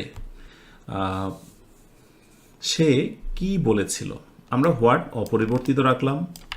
ওকে, এরপর টেন্স অনুযায়ী অক্সিলারি ভার্ব নিলাম, যেহেতু পাস্ট টেন্স এই জন্য ওয়াজ নিয়ে আসলাম। ওকে, এরপরে ভার্বের পাস্ট পার্টিসিপল করে দিলাম, তারপরে গঠন অনুযায়ী বাই নিলাম, এরপরে সাবজেক্ট অবজেক্ট হি থেকে হিম, ডান হয়ে গেল। এটাই সাধারণত বেশি তোমরা দেখবে যে what do you want, so কি হবে, what is wanted by you, এই তো। কিন্তু কিছু বাক্য রয়েছে হোয়াট সরাসরি সাবজেক্ট হয়, what motivates you, what motivates you, হ্যাঁ, মানে এটা নিজেই subject, what motivates you. So যদি তুমি কখনো এরকম দেখো যে হোয়াট বসেছে এবং হোয়াটের পরে সরাসরি মেইন ভার্ব বসেছে, কোনো অক্সিলারি ভার্ব নয়, কোনো অক্সিলারি ভার্ব নয়, যদি তুমি এমন বাক্য দেখো তাহলে পরিবর্তনের সময় তোমাকে এই সূত্রটা মেনটেন করতে হবে। হোয়াট আর অর্থাৎ হোয়াটটা অপরিবর্তিত থাকবে। টেন্স অনুযায়ী প্রেজেন্ট টেন্সের জন্য আর বসলো, অবজেক্টটাকে নিয়ে আসবে, মূল ভার্বে পাস্ট পার্টিসিপল করবে, আর সবার শেষে একটা বাই বসিয়ে দেবে। ঠিক আছে, একটু ব্যতিক্রম। সো আমি বলবো যে ফার্স্টে একটা নোট করতে হবে হোয়াট, এরপরে টেন্স অনুযায়ী অক্সিলারি ভার্ব বসবে। অনেক রুল না, এত কীভাবে মনে রাখবে? আসলে পড়াশোনা তো গবেষণামূলক বিষয়, একদিনই তো শেখার নয়। তাই যা দিচ্ছি এটা দেখো, লিখো, বারবার দেখার চেষ্টা করো, ইনশাল্লাহ অনেক কিছু ভিন্নতা পাবে। সো অক্সিলারি ভার্ব, এরপরে হচ্ছে অবজেক্টকে আমরা নিয়ে চলে আসবো সাবজেক্ট হিসেবে, এবং এরপরে হচ্ছে V3 বা মূল ভার্বে পাস্ট পার্টিসিপল, আর সবার শেষে অবশ্যই কোয়েশ্চেন মার্ক। আচ্ছা, এটা শেষে কোয়েশ্চেন মার্ক দিতে আমি নিজে ভুলে গেছি। সো এই হচ্ছে একটা সূত্র। তুমি চাইলে বাই হোয়াটও বাক্যের শুরুতে বসাতে পারো, কোনো সমস্যা নেই। ওই সেম জিনিস, জাস্ট এটা শুরুতে শুধু বাই হোয়াট বসিয়ে দাও, বাই হোয়াট বসিয়ে দাও। বাই হোয়াট অর্থাৎ কিসের দ্বারা আর ইউ মোটিভেটেড, তুমি মোটিভেটেড হয়েছ। By what are you motivated, by what, এরপরে auxiliary verb, object V3, same, কোনো পার্থক্য নেই। শুধু একটাতে আমরা হচ্ছে বাইটা নেব শেষে, আর একটাতে বাই নেব আমরা শুরুতে। এই হলো পার্থক্য। আমি একটু রেড করে দিই যাতে নজরে পড়ে তোমাদের।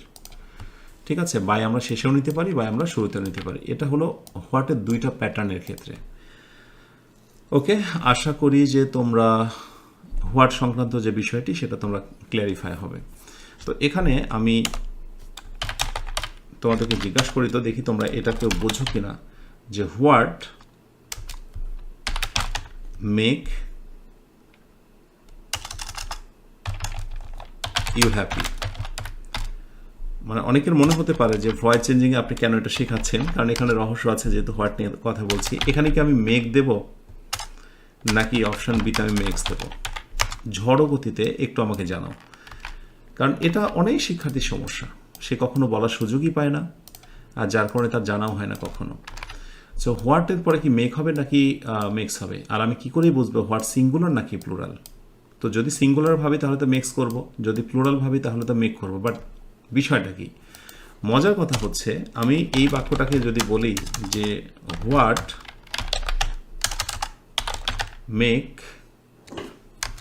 ইউ হ্যাপি, আর একটাতে যদি বলি আমি যে what what makes you happy, তাহলে পার্থক্যটা কি দেখো?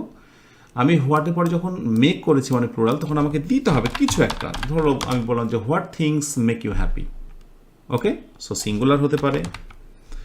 On the other hand what makes you happy, এই জায়গাটায় এটাকে আমি সিঙ্গুলার করতে পারি, মানে যে কোনো একটা সিঙ্গুলার আসপেক্ট, যেমন হোয়াট থিংস না, হোয়াট থিং দিলাম, what thing make you happy.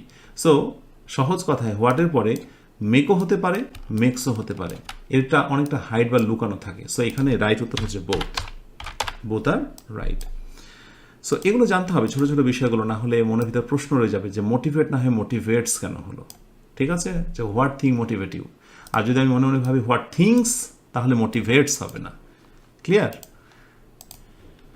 আচ্ছা, এরপরে আমরা আরও একটি গুরুত্বপূর্ণ ভয়েস চেঞ্জিং দেখব, ভয়েস অফ কমপ্লেক্স সেন্টেন্সের ভয়েস চেঞ্জিং নিয়ে, এবং আলোচনা প্রায় শেষের দিকে। তবে ভুলে যেও না, সব শেষে দেখাতে চেয়েছি যে ভয়েস চেঞ্জিংয়ের জন্মটা কেন হয়েছিল, এমন গুরুত্বপূর্ণ 5টি রিজন দেখাবো, যেটি জানা প্রত্যেকের জন্য জরুরি। তো চলো এখন এই মুহূর্তে দেখে নিই কমপ্লেক্স সেন্টেন্সের ভয়েস চেঞ্জিংয়ের নিয়ম। আচ্ছা, ভয়েস অফ কমপ্লেক্স সেন্টেন্স। তো কমপ্লেক্স সেন্টেন্স মানে কিন্তু আমরা এইটা বুঝি যে দুইটা সেন্টেন্স থাকবে। এতক্ষণ ধরে আমরা যত আলোচনা করেছি সবগুলোই একটা সেন্টেন্স ছিল, হয়তো অবজেক্ট কখনো একটা ছিল, দুইটা ছিল, বা ভার্বের ভ্যারিয়েশন ইত্যাদি, কিন্তু সেন্টেন্স কিন্তু একটা। কিন্তু এইবার দেখবো দুইটা সেন্টেন্স থাকবে, দুইটা সেন্টেন্স। দেখো, আই নো একটা সেন্টেন্স, হোয়াট ইউ থিঙ্ক একটা সেন্টেন্স। হ্যাঁ, এই ধরনের বাক্যগুলো, এই হচ্ছে একটা সেন্টেন্স, এই দেখো একটা সেন্টেন্স। এই ধরনের দুইটা সেন্টেন্সের বাক্যগুলোকে বেসিক্যালি কমপ্লেক্স সেন্টেন্স বলা হয়। আর এই কমপ্লেক্স সেন্টেন্সকে দুইটা নিয়মের মধ্যে ফেলা হয়েছে, একটা হচ্ছে উইদাউট অবজেক্ট, আর একটা হচ্ছে উইথ অবজেক্ট। এই কথাটা মনে রেখো।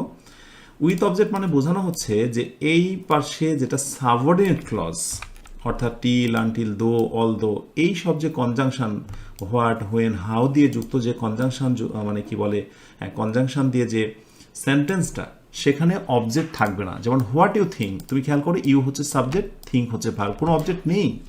এই একটা নিয়ম। আর উইথ অবজেক্ট, যে এই সাবঅর্ডিনেট কনজাংশন দিয়ে যুক্ত যে সাবঅর্ডিনেট ক্লজটা, সেখানে ভার্বের পরে একটা অবজেক্ট থাকবে, এই জন্য বলা হচ্ছে উইথ অবজেক্ট। এই হচ্ছে উইদাউট অবজেক্ট, আর এটা হচ্ছে উইথ অবজেক্ট। ঠিক আছে, খুবই ফানি, সহজ করে নিলেই সহজ। যদি অবজেক্ট ছাড়া হয় তাহলে নিয়ম হচ্ছে প্রথমে ওই লম্বা অংশটুকুকে শুরুতে নিয়ে আসতে হবে, লম্বা অংশটুকুকে শুরুতে নিয়ে আসতে হবে। নিয়ে আসলাম হোয়াট ইউ থিঙ্ক, এরপরে আমরা, এটা তো প্রেজেন্ট টেন্স, এই জন্য আমরা বি ভার্ব ইজ নিলাম, ওকে, মূল ভার্বে পাস্ট পার্টিসিপল করলাম। এইবার দেখো, তোমাকে জানতে হবে নোনের পরে কিন্তু বাই বসে না, টু বসে। মনে আছে একবার বলেছিলাম যে নির্দিষ্ট কিছু শব্দের পরে বাই না বসে অন্য প্রেপোজিশন বসতে পারে, নোন টু, এটা জানাশোনা।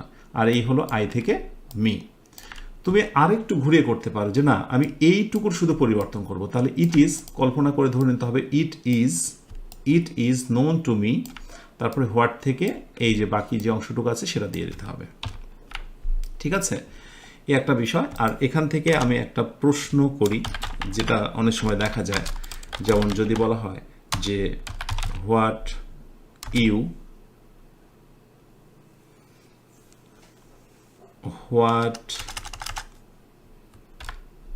he says to the people, people is অথবা are known to all, তো এখানে একটা প্রশ্ন রয়ে যায়, সেটি হচ্ছে যে what he says to the people, সে যেটা মানুষের সামনে বলে, ইজ নোন, এখানে কি ইজ নেব নাকি আর নেব, এই একটা প্রশ্ন থেকে যায়। তো এই জিনিসটা আমি এখানে শিখিয়ে দিই যে যখনই তোমার কোনো ক্লজ, লম্বা একটি অংশ বাক্যের সাবজেক্ট হয়, এটার পরিবর্তে মনে মনে ইট ধরা হয়। কি ধরা হয়? ইট ধরা হয়। তো ইটের পরে কি বসে? ইজ বসে। এই জন্য অনেকে ভুল করে যে পিপল, আরে বাবা, অতএব আর দিয়ে ফেলবো, কিন্তু না, লম্বা অংশ, এটা সাবস্টিটিউট ওয়ার্ড হচ্ছে ইট, প্রতিস্থাপক শব্দ হচ্ছে ইট, ইটের পরে ইজ বসে, so it is known to all. এবং ঠিক এই কারণটার কারণেই কিন্তু it is known to me, মানে অনেকে বলতে পারে যে আই নো, এই ইটটা আসলো কোথায় থেকে? ইটটা আসলো বেসিকলি এই ক্লজের জন্য প্রতিস্থাপক শব্দ হিসেবে, it is known to me. এটা জানা হয় যে, কারণ এটা জানতে হবে তোমাকে যে ইটের জন্মটা কিভাবে হয়েছে। ওকে, এই হলো ব্যাপার। আর যদি অবজেক্ট থাকে তাহলে তো মজাই মজা, দুই পাশেই পরিবর্তন করব। এই যে আমরা they believe, so it is believed, okay, by, আর দে থেকে হচ্ছে দেম। এটা কিন্তু একেবারে আগের নিয়মের মতোই। এবং একটা বিষয় লক্ষ্য করেছো যে ভয়েস চেঞ্জিংয়ে তুমি যদি বেসিকটা জানো, তাহলে ঘুরে ফিরে কিন্তু ওই জিনিসগুলোই বারবার তোমার কাজে লাগছে, এবং এগুলোই তো নিয়ম। ব্যাস, তাহলে it is believed by them. আর এই পাশে যেহেতু অবজেক্ট আছে, তাই আমি এটাও পরিবর্তন করব। ঠিক আছে, আগেরটা যেমন আমি পরিবর্তন করতে পারিনি, আমি হুবহু বসিয়েছিলাম, কোনো পরিবর্তন করতে পারিনি, কিন্তু এবার পরিবর্তন করব। কিভাবে? অবজেক্টটাকে আমি সাবজেক্টে নিয়ে আসব। উইল, মনে আছে মডেল ভার্বের সঙ্গে একটা বি লাগাতে হয়, ক্যান বি, কুড বি। আর মূল ভার্বে পাস্ট পার্টিসিপল, যেটা ভয়েস চেঞ্জিংয়ে থাকবেই। এরপরে হচ্ছে বাই, আর এই হলো সাবজেক্টের অবজেক্ট। মজার জিনিস না? এইটার শুধুমাত্র এই পাশেরটুকু পরিবর্তন হয়েছিল, এই পাশে যেহেতু অবজেক্ট ছিল না, কিন্তু যেহেতু এই পাশটা পরিবর্তন তো করছি, বরং দ্যাট পরবর্তী, দ্যাট তো থাকবে, দ্যাটে পরিবর্তন হবে না। এবং তুমি দেখো এই কনজাংশনসগুলো যেগুলো থাকে সেগুলো কিন্তু তাই বসে, ওটা পরিবর্তন হয় না।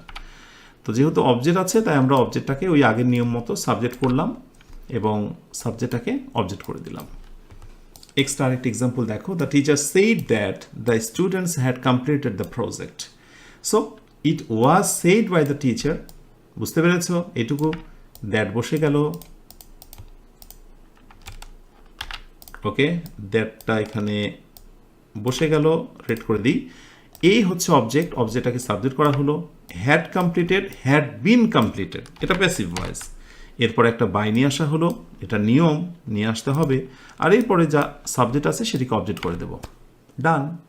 ওকে, এই হলো তোমার কি বলে, voice of complex sentence. Complex সেন্টেন্সের এই দুইটা রুলসই ভেরি ভেরি ইম্পর্টেন্ট। এর সঙ্গে আমরা এক্সট্রা মোর কিছু আমরা ভয়েস চেঞ্জিং দেখব। আচ্ছা, মোর কিছু ভয়েস চেঞ্জিং দেখানো দরকার, বলা তো যায় না কোন পরীক্ষায় কোনটা আবার এসে যায়। তো ইট ইজ হাই টাইম, এরপর ইনফিনিটিভ থাকে, এটা দেখবো আমরা বেয়ার ইনফিনিটিভ, অর্থাৎ কিছু ভার্ব আসলে পরবর্তীতে ইনফিনিটিভ বা টু বসে না, সেটা দেখব। আর ইনফিনিটিভ, যে কিছু ভার্ব আসলে অবশ্যই ইনফিনিটিভ বসাতে হয়, সেটা দেখব। এই হচ্ছে তিনটা রুল মোড়ের ভিতরে। ঠিক এরপরে আমরা আলোচনা শেষের দিকে যাব। ইট ইজ হাই টাইম, এরপর ইনফিনিটিভ, এটাই হয়, it is high time to repair the road, যদি এমনটা হয় ইনফিনিটিভ এক্সটেনশন, ইনফিনিটিভ ফ্রেজ, তাহলে ইট ইজ হাই টাইম কোনো পরিবর্তন হবে না, শুধু এরপর একটা ফর লাগাই দিতে হবে।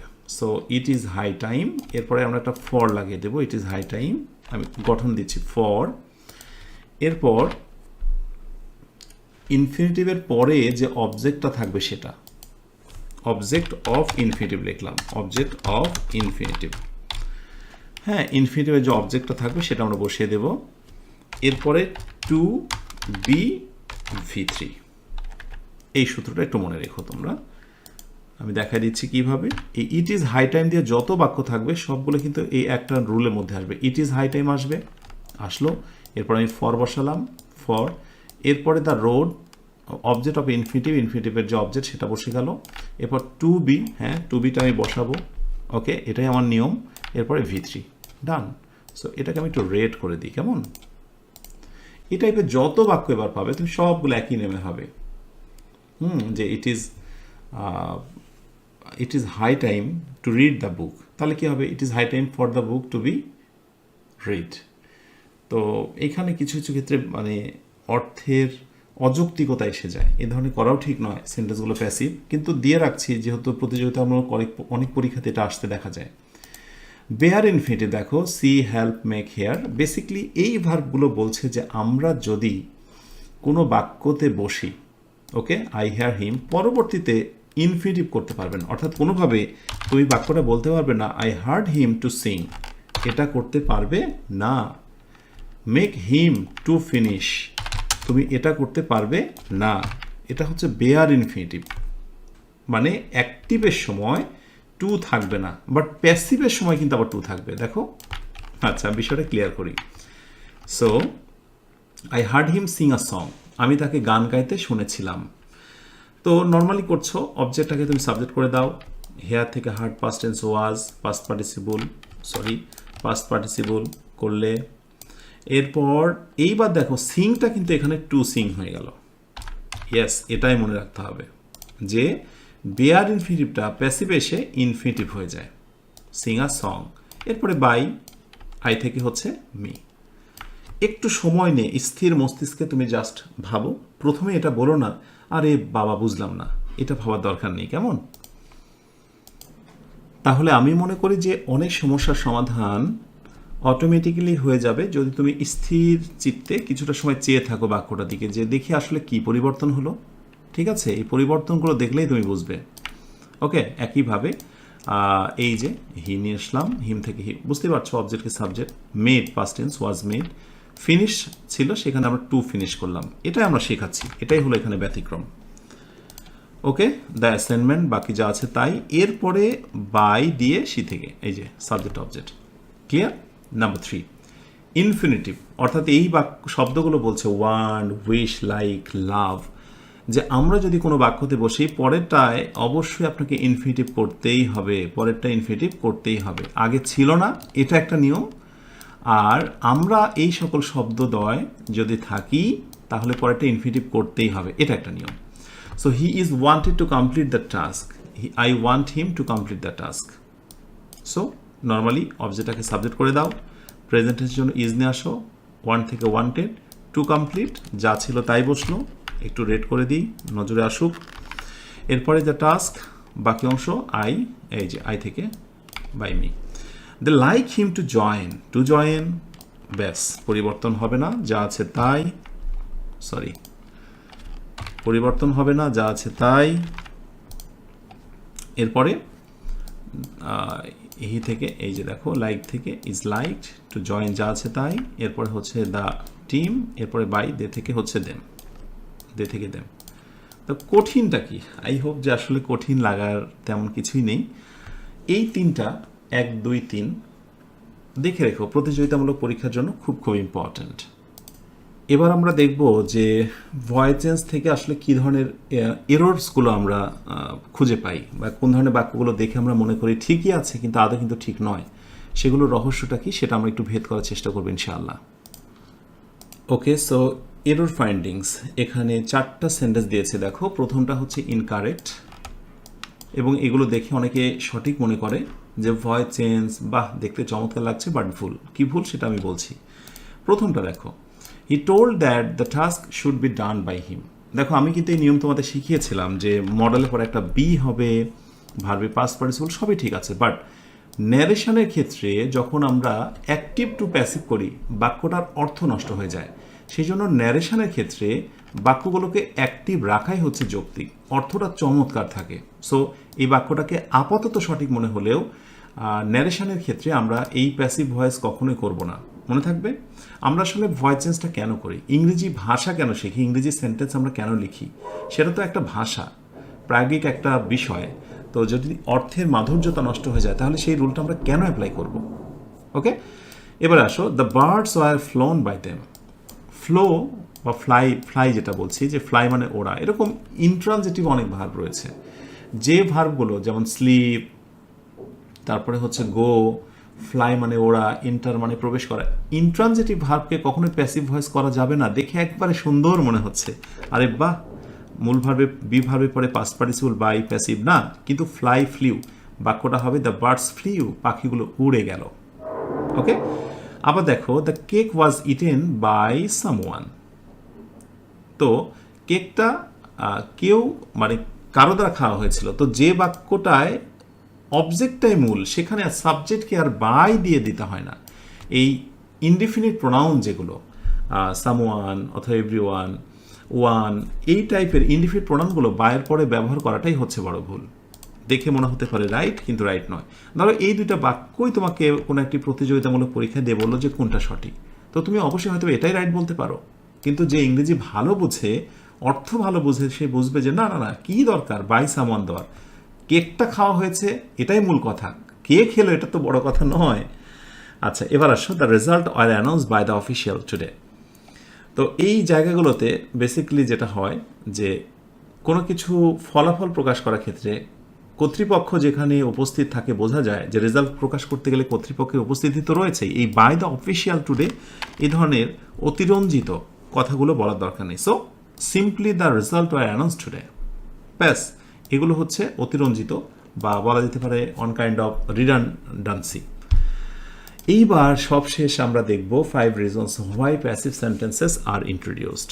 ইংরেজিতে প্যাসিভ সেন্টেন্সের কেন জন্ম হলো, এই সংক্রান্ত 5টি তথ্য যেটা আমি প্রথম থেকে বলে আসছিলাম, আর এটার মধ্য দিয়েই শেষ হবে ভয়েসের ক্লাস। ক্লাসটা একটু লম্বা হলেও উপায় নেই, কারণ ভয়েস লেসনটা অনেক বড়। চেষ্টা করেছি বেসিকটা দেওয়ার, আশা করি এটি তোমার জন্য যথেষ্ট হবে। আচ্ছা, 5 reasons why passive sentences are introduced, যেটি বললাম, প্রথমত কারণ ছিল অফিসিয়াল বা আনুষ্ঠানিক কোনো ঘোষণা বা বিজ্ঞপ্তির জন্য প্যাসিভ ভয়েসের ব্যবহার। হ্যাঁ, যেমন ফলাফল আগামীকাল প্রকাশিত হবে, বিজ্ঞপ্তি, এটাই নিয়ম। সো এই জাতীয় বাক্যগুলোকে আমরা অ্যাক্টিভে করতে পারবো না, এটাকে প্যাসিভেই করতে হবে। The result will be published, এটা একটা কারণ। অপরাধ বা দুর্ঘটনার বিবরণ, হ্যাঁ, কোথাও কোনো অ্যাক্সিডেন্ট হয়েছে, দুর্ঘটনা।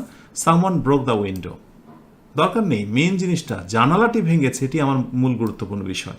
দুর্ঘটনা, এসব ক্ষেত্রগুলোর জন্য প্যাসিভের ব্যবহার শুরু হলো। এরপরে গবেষণা বা বৈজ্ঞানিক প্রতিবেদনের ক্ষেত্রে, we measure the temperature during the experiment. তো এই বৈজ্ঞানিক গবেষণার জন্য অবশ্যই এটাকে প্যাসিভ ভয়েসে রূপান্তর করতে হবে। The temperature was measure during the experiment, এই বাক্যগুলোকে দেখে আপাতত সঠিক মনে হলেও এগুলোই ভুল হবে, সে কারণে এগুলোকে এইভাবে দেওয়া হয়েছে। সাধারণ বা সর্বজনীন সত্য কিছু বাক্য থাকে, যেমন people speak English all over the world বা ওয়ার্ল্ড ওয়াইড। তো ইংরেজি ভাষা তো আর গাধা ভেড়া বলে না, এটা তো মানুষই বলে, রাইট? সো এই জাতীয় বাক্যগুলোতে পিপল কথাটি ব্যবহার করে অ্যাক্টিভ করাটা অযৌক্তিক। সো ইংলিশ ইজ স্পোকেন, সারা পৃথিবীতে বলা হয়, মানুষই যে বলে সর্বজন বিদিত সত্য। আর এসব ক্ষেত্রগুলোর জন্যই প্যাসিভ ভয়েসের ব্যবহার। আর নির্দেশনাবলী ক্ষেত্রে যেমন you must follow the safety rules, এই নির্দেশনাবলী বিভিন্ন কিছু মানার জন্য প্যাসিভ ভয়েসের ব্যবহার। The safety rules must be followed. নিশ্চয়ই বুঝতে পেরেছ যে ইংরেজিতে কেন প্যাসিভ ভয়েসের জন্ম হয়েছিল, আর পরবর্তীতে সেটিকে ঘোরাতে ঘোরাতে পরীক্ষার জন্য ইম্পর্টেন্ট ভেবে আমরা এমনও বাক্য দেওয়া শুরু করলাম, আই হ্যাভ আ কাউ, আমার একটি গরু আছে। আচ্ছা বলো তো, আমার একটি গরু আছে, এই বাক্যটাকে প্যাসিভ করা কি খুবই জরুরি? প্যাসিভ করলে কি অর্থের মাধুর্যতা আর থাকবে? থাকবে না। আশা করি তোমরা বুঝতে পেরেছ। তো এই হচ্ছে বেসিক্যালি ভয়েসের A to Z সলিউশন। আলহামদুলিল্লাহ, স্বপ্ন পূরণের এই পথে যারা লেগে আছো প্রথম থেকে শেষ পর্যন্ত, যারা নিয়ত করেছো 50টি ক্লাস শেষ করবে ইনশাআল্লাহ, মহান আল্লাহ যদি তোমাদেরকে তৌফিক দেয় আর আমাকেও যদি তৌফিক দেয় ক্লাসগুলো শেষ করার, এই 50টি ক্লাসের মাধ্যমে তুমি কি পাবে সেটা নিজেই ফিল করবে। শেষে আরেকবার স্মরণ করে দিই, এখন সময় এসেছে নিট বইটা হাতে নিয়ে সূচিপত্র দেখে দাগিয়ে দাগিয়ে প্রতিটা টপিক বুঝে বুঝে পড়া। যেটা বুঝবে না দেখবে যে পরের কোনো একটা লেসন বা কোনো একটা জায়গায় তুমি সেই জিনিসটা আবার ক্লিয়ারিফাই হয়েছো।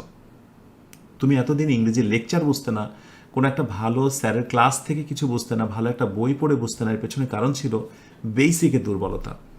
আলহামদুলিল্লাহ আমরা 43টা ক্লাস করেছি এই মুহূর্তে। যারা আমার এই ক্লাসটা করছো, দ্যাট মিনস তুমি অনেকটাই স্ট্রং হয়েছ।